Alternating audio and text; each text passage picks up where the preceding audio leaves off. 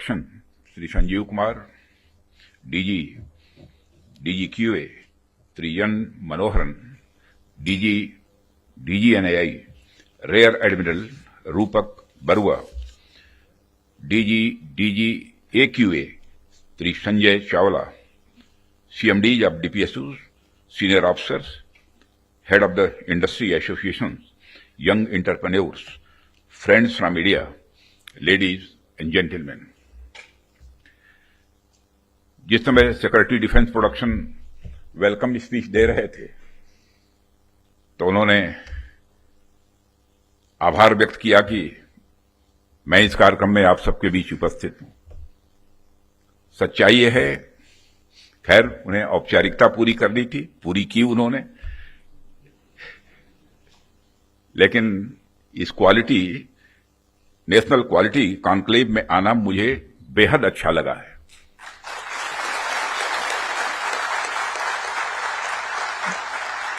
वैसे ordinary conclave में तो हम लोग जाते रहते हैं, तो क्वालिटी कॉन्क्लेव में आने में क्या आपत्ति हो सकती है।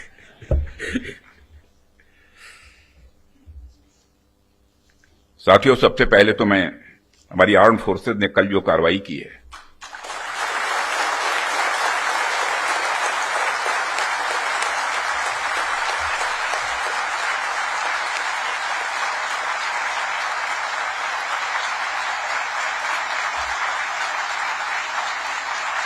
और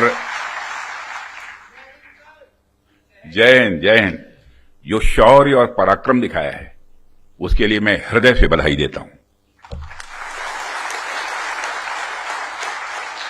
पाकिस्तान और पीओके में जिस तरह से हमारी आर्म्ड फोर्सेस ने टेरर कैंप्स को नेस्त नाबूद किया है, वो हम सब के लिए एक गौरव का विषय है।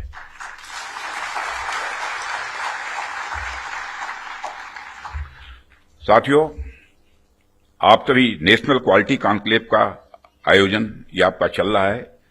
क्वालिटी की क्या भूमिका होती है, यह क्या रोल अदा करती है, इसका नमूना हमने कल देखा।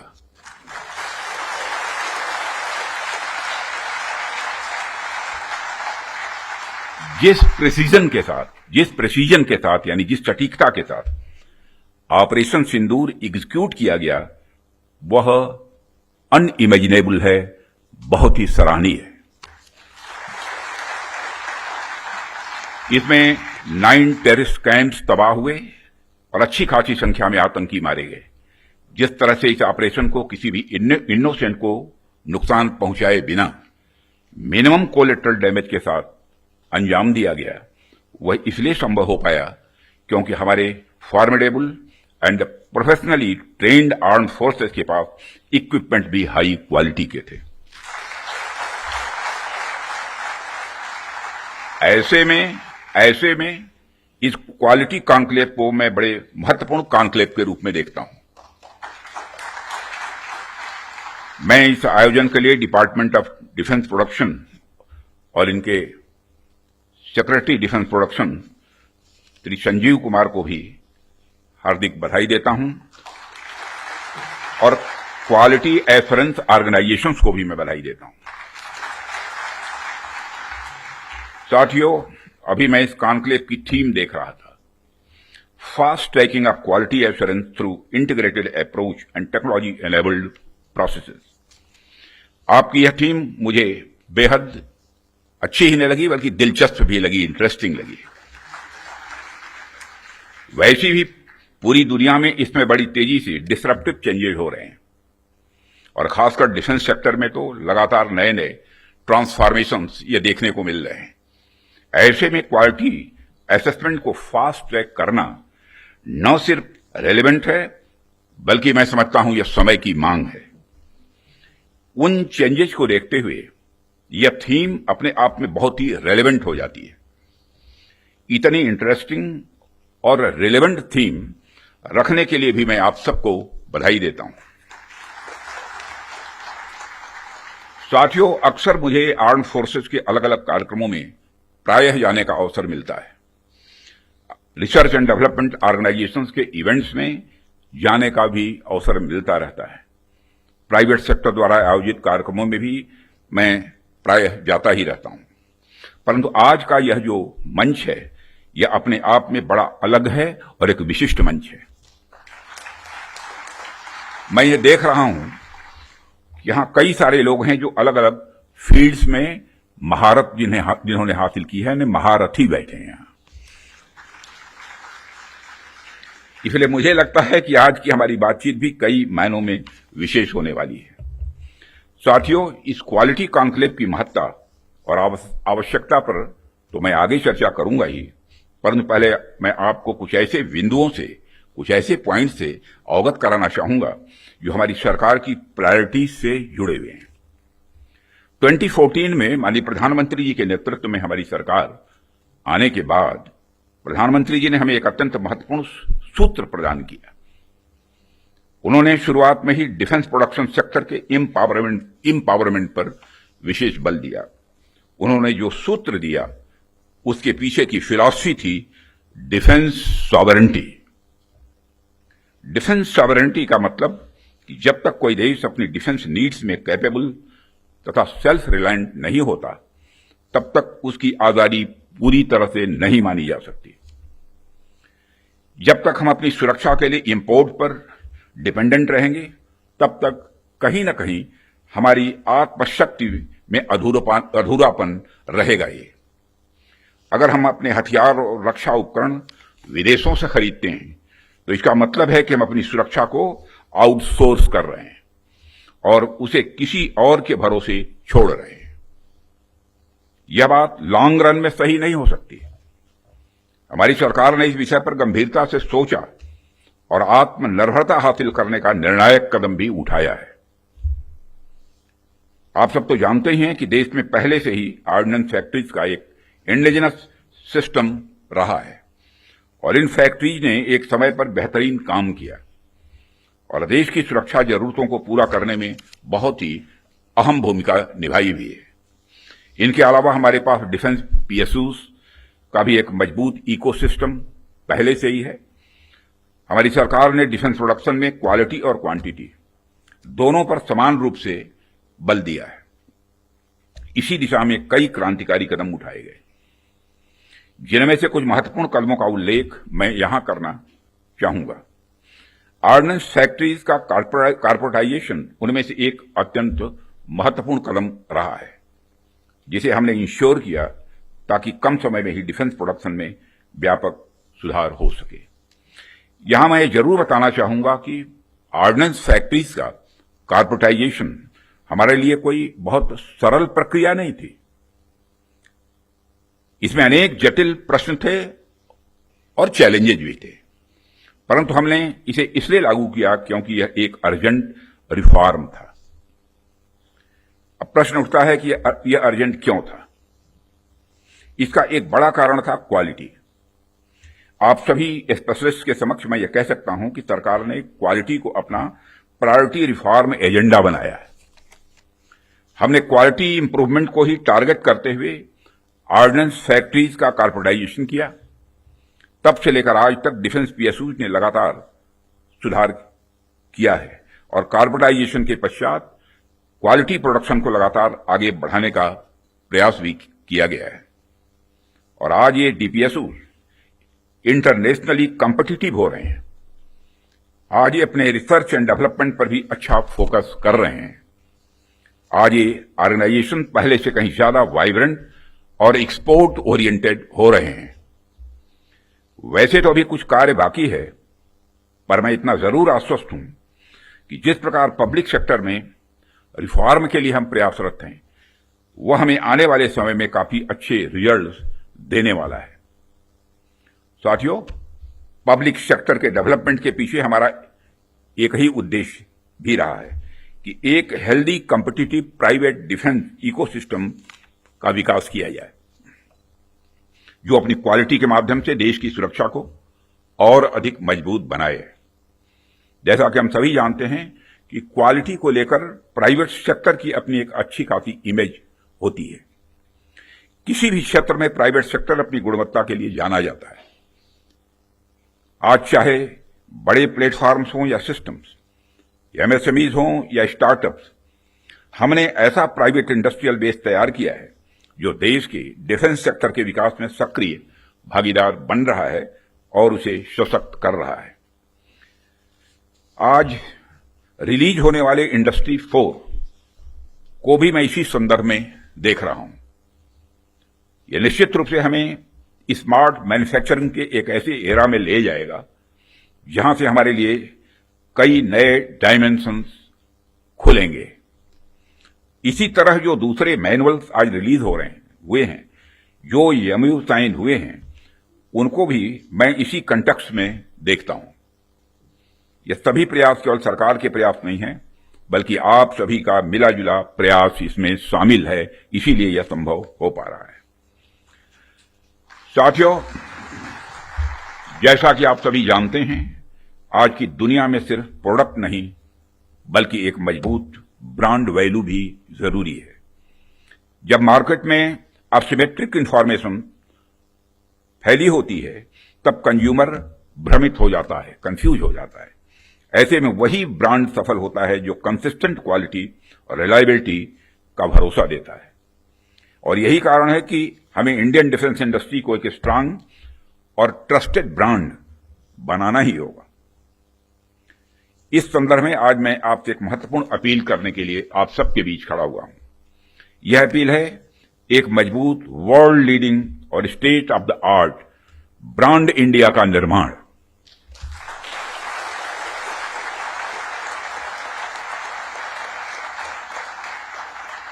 ताकि दुनिया की डिफेंस मार्केट में प्रोडक्ट्स को लेकर जब कंट्रीज के मन में डाउट हो तो वह ब्रांड इंडिया को चूज करे। Whenever in doubt, go for India। यह हमारी यूएसपी होनी चाहिए, यही हमारी यूएसपी होनी चाहिए। ब्रांड इंडिया का मतलब है कि अगर किसी इंडियन कंपनी ने कुछ प्रॉमिस किया है, वो होगा ही होगा, होकर ही रहेगा। किसी प्रोडक्ट की भला फला रेंज तक मारक क्षमता है तो होगा ही होगा, यह भरोसा होना चाहिए। उससे नीचे का तो कोई सवाल ही खड़ा ही नहीं होता। किसी प्रोडक्ट की फला टेम्परेचर तक में काम करने की कैपेसिटी है तो होगी ही होगी, उससे नीचे का तो कोई प्रश्न ही नहीं खड़ा होता। यह होना चाहिए हमारा क्वालिटी एस्योरेंस और ब्रांड इंडिया का भरोसा। और जब हम ऐसा कर पाने में सफल होंगे, तभी इंटरनेशनल बायर्स हमें एक ट्रस्टेड सप्लायर के रूप में देखेंगे और कहेंगे, don't go for doubt, go for India.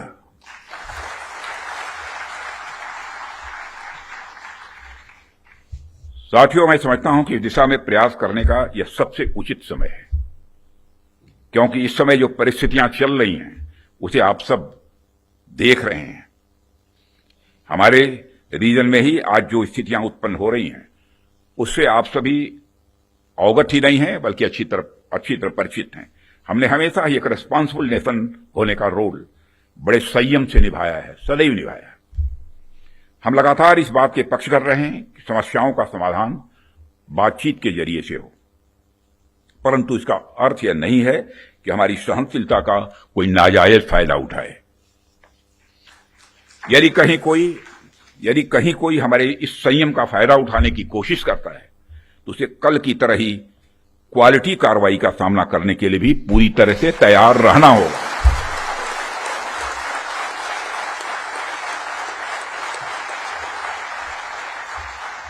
कल की तरह ही क्वालिटी कार्रवाई का सामना करने के लिए उसे तैयार रहना होगा। भारत की संप्रभुता की सुरक्षा में कोई भी हद हमारे लिए बाधा नहीं बनेगी, इसका मैं देशवासियों को भरोसा देता हूं। मित्रों, ऐसे रिस्पांसिबल रिस्पॉन्सेस के लिए हम आगे भी पूरी तरह से तैयार हैं। और यदि हमारी यह तैयारी बनी हुई है तो इसमें आपका एक बहुत बड़ा रोल है, बहुत ही महत्वपूर्ण रोल है। इसके लिए मैं आप सबको बधाई देना चाहता हूं, आप सबकी मैं सराहना करता हूं। भारत का यह expanding defence industrial universe, Bharat का यह expanding defence industrial universe Bharat को एक अभूतपूर्व संबल प्रदान कर रहा है। और इसी प्रकार अगर हम आज के ग्लोबल सिनेरियो पर नजर डालें तो ग्लोबल ऑर्डर में हमें बड़े बड़े चेंजेस देखने को मिल रहे हैं। हमारे सामने कई अनसर्टेन डायमेंशंस ओपन हो रहे हैं। यूरोप से लेकर एशिया तक हर जगह कॉन्फ्लिक्ट्स बढ़ते जा रहे हैं। Ukraine Russia conflict, Israel Palestine tension और मिडिल ईस्ट अनरेस्ट ने यह साबित कर दिया है कि ग्लोबल स्टेबिलिटी आज अपने आप में बहुत ही फ्रेजाइल है। अभी पिछले कुछ समय से हमें यूरोपियन यूनियन और नाटो के सिक्योरिटी सिनेरियो में भी काफी हद तक बदलाव देखने को मिल रहा है। जो यूरोपियन यूनियन एक समय पर बड़े स्तर पर नाटो पर डिपेंडेंट था, वही यूरोपियन यूनियन आज बड़े स्तर पर रीअर्मामेंट की ओर तेजी से बढ़ रहा है। जाहिर सी बात है कि जब विकसित देश रीअर्मामेंट की तरफ बढ़ेंगे तो आर्म्स एंड इक्विपमेंट की डिमांड भी स्वाभाविक रूप से बढ़ेगी क्या, बल्कि मैं यह कह सकता हूं कि यह डिमांड लगातार नई ऊंचाइयां छू रही है। हाल ही में मैं Stockholm International Peace Research Institute की एक रिपोर्ट पढ़ रहा था और अभी कुछ दिन पहले उन्होंने एक रिपोर्ट जारी की है और उसी रिपोर्ट में यह बताया गया है कि वर्ल्ड मिलिट्री एक्सपेंडिचर 2024 में 2718 बिलियन डॉलर तक पहुंच गया है, जो अपने आप में मैं समझता हूं कि बहुत बड़ी बात है। यदि और मेरे कहने का अर्थ यह है कि चाहे डोमेस्टिक डिफेंस रिक्वायरमेंट हो या इंटरनेशनल, आज आर्म्स एंड इक्विपमेंट तथा डिफेंस प्रोडक्ट्स की रिक्वायरमेंट पहले से कहीं ज्यादा है। और आपके द्वारा किए जा रहे प्रयासों से इस देश का जो डिफेंस मैन्युफैक्चरिंग सेक्टर है, वह ब्रांड इंडिया फिलॉसफी के साथ विश्व में अपना सिक्का जमा सकता है। साथियों, ऐसा नहीं है कि यह बात मैं सिर्फ कहने के लिए कह रहा हूं, हमने पास्ट में ऐसा करके दिखाया है। यदि मैं आंकड़ों की बात करूं तभी 2024-25 के फाइनेंशियल ईयर में हमारा डिफेंस एक्सपोर्ट अप्रॉक्सीमेटली 24,000 करोड़ के रिकॉर्ड आंकड़े को पार कर गया है और यह हम सबके लिए प्रसन्नता की बात है कि हमने इस लक्ष्य को प्राप्त किया है। लेकिन हमें यहां पर रुकना नहीं है, हमारा लक्ष्य इससे कहीं अधिक बड़ा है और हमने निर्धारित किया है कि 2029 तक डिफेंस एक्सपोर्ट को कि इस आंकड़े को बढ़ाकर हमको 50,000 करोड़ तक ले जाना है और 2047 तक जब हम पूर्ण विकसित एक डेवलप्ड नेशन के रूप में खड़े होंगे, राष्ट्र बनेंगे, उस समय तब तक तो हमें दुनिया का सबसे बड़ा डिफेंस एक्सपोर्टर बनना है। लक्ष्य बड़ा होना चाहिए, तभी हम कुछ कर सकते हैं। इतने बड़े लक्ष्य की प्राप्ति के लिए बेहद जरूरी है कि हम अपने डिफेंस इक्विपमेंट की क्वालिटी को लेकर पूरी दुनिया में एक ट्रस्ट डेवलप करें, लोगों का दिल जीतें, लोगों का भरोसा जीतें। डिफेंस इक्विपमेंट का एक्सपोर्ट करने से पहले हमें इस ट्रस्ट को एक्सपोर्ट करना पड़ेगा। डिफेंस इक्विपमेंट का एक्सपोर्ट करने से पहले हमें उस ट्रस्ट को एक्सपोर्ट करना पड़ेगा, तभी यह होगा। साथियों, उसके लिए हमें क्वालिटी को लेकर किसी पर्टिकुलर डिपार्टमेंट की रिस्पांसिबिलिटी या प्रोडक्शन प्रोसेस के स्टेज तक ही सीमित करके नहीं देखना होगा, बल्कि क्वालिटी हमारी गाइडिंग फिलॉसफी होनी चाहिए, हमारा यह कल्चर होना चाहिए जो डिफेंस मैन्युफैक्चरिंग में शामिल हर डिसीजन, हर डिजाइन और हर प्रोसेस और हर इंडिविजुअल तक अपना इन्फ्लुएंस रखे। हमारा पूरा डिफेंस इकोसिस्टम तभी मजबूत हो सकता है जब हम क्वालिटी बेंचमार्क्स को गंभीरता से लेंगे। मुझे देखकर भी खुशी होती है कि आप लोगों ने क्वालिटी के महत्व को पहचाना है, समझा है और जिस डेडिकेशन के साथ और जिस विचार के साथ आप क्वालिटी इंप्रूवमेंट पर ध्यान दे रहे हैं, वह निश्चित रूप से आने वाले समय में भारत के डिफेंस मैन्युफैक्चरिंग को एक नई ऊंचाइयों तक ले जाएगा, ऐसा मेरा पक्का विश्वास है। साथियों, वैसे तो आप सभी क्वालिटी इंप्रूवमेंट की दिशा में बहुत अच्छा काम कर रहे हैं, लेकिन जाते जाते मैं अपनी तरफ से कुछ सुझाव भी आप लोगों को देना चाहूंगा। आप सब तो जानते ही हैं, आज के जमाने में आर्टिफिशियल इंटेलिजेंस और डिजिटल टेक्नोलॉजी की भूमिका कितनी बढ़ गई है, कितनी महत्वपूर्ण हो गई है। इसलिए आपको इस बात पर भी ध्यान देना होगा कि रियल टाइम क्वालिटी मॉनिटरिंग के लिए हम किस तरह से artificial intelligence, internet of things और मशीन लर्निंग जैसे टूल्स का प्रयोग कर सकते हैं। साथ ही साथ इवॉल्विंग ग्लोबल टेक्नोलॉजीज के साथ अलाइन करते हुए हमें अपने जो स्टैंडर्ड्स और टेस्टिंग प्रोटोकॉल्स को भी अपडेट करते रहना होगा। हमें time bound quality assurance clearances पर भी ध्यान देना होगा ताकि किसी प्रोजेक्ट को लेकर अनवांटेड डिले देखने को न मिले। साथियों, मेरा यह भी मानना है कि हमारी क्वालिटी असेसमेंट एजेंसीज को अपनी डेफिशिएंसीज पर भी हमेशा ध्यान रखना चाहिए और किस प्रकार इन डेफिशिएंसीज को मॉडर्नाइजेशन और टेस्टिंग इंफ्रास्ट्रक्चर के डेवलपमेंट के द्वारा दूर किया जाए, उस पर भी कार्य करते रहना चाहिए, ऐसा मेरा सुझाव है। और इस प्रकार नीश टेक्नोलॉजी के क्षेत्र में लगातार गैप एनालिसिस करते रहना एक आवश्यक कदम होगा। डिपार्टमेंट ऑफ डिफेंस प्रोडक्शन और भारत सरकार आपके साथ कदम से कदम मिलाकर चलने के लिए तैयार है और हम आपके फीडबैक का भी स्वागत करेंगे। और सिक्योरिटी डिफेंस प्रोडक्शन के रूप में भी, संजीव कुमार के रूप में भी एक डायनेमिक आपको सिक्योरिटी भी मिला है, यह भी सौभाग्य की बात है। जो क्रोधित नहीं होते बल्कि मुस्कुराते ही रहते हैं, चाहे चैलेंज कितना भी बड़ा हो। और साथियों, हम आपके फीडबैक का भी स्वागत करेंगे।